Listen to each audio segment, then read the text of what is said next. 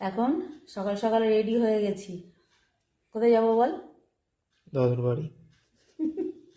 দাদুর বাড়ি যাবে, ওরা দাদুর বাড়ি যাবে, আর আমি যাব বাপের বাড়ি। তা তোর সঙ্গে আমার দেখা হবে না তো? ওরা যাবে দাদুর বাড়ি, আমি যাব বাপের বাড়ি। আজকে একটুখানি মানে ইচ্ছে হলো, কালকে রাত্রিবেলা সিদ্ধান্ত নিয়েছি যে কর্তামশাই আজকে তাড়াতাড়ি সকাল সকাল বেরিয়ে যাবে।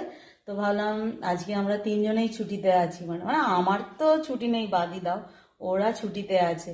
তো বললাম সে সকাল থেকে তোদের যেগুলো কোথাও হওয়ার সেরকম কাজ নেই, তো চ আজকে একবার গিয়ে মানে বাপের বাড়ি যাই, মানে দাদু দিদার সঙ্গে দেখা করে আসি। তো বললো, ওরাও বললো হ্যাঁ মা তাহলে চলো।